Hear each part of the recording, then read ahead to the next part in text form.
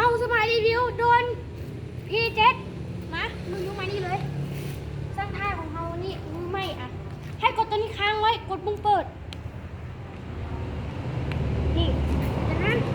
รีโมทนี่การครับตัวนี้อัดใส่โทรศัพท์ท่านเตรียมมาครบสุดเตรียมมาครบสุดนะเขายังบ่ใส่โทรศัพท์เขาจะถ่ายตำแหน่งงานมาให้เจ้ากดตัวนี้นี่หลังจากนั้นพี่เชื่อมต่อกดตัวนี้นุ่งเถื่อกดตัวนี้นุ่งเถื่อนี่เชื่อมต่อแล้วมานี่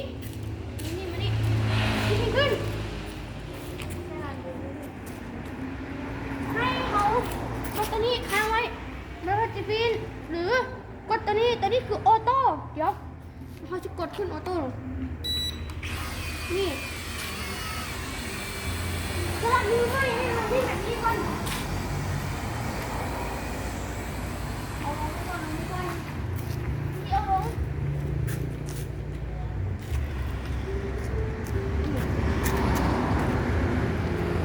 ดีมาก1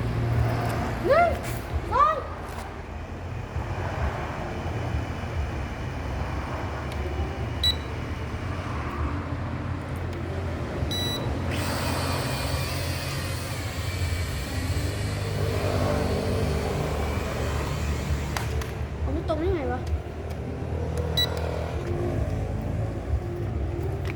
เหมือนที่เกิดสัญญาณตัดขาด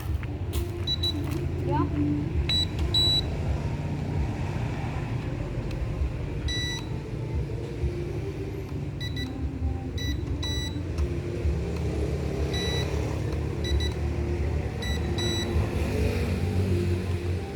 แบตตัวนี้แบตหมดแล้วบริษัทอ่ะ ทราบอยู่กดปิด หยุดมันบ่ แบตหมดค่ะ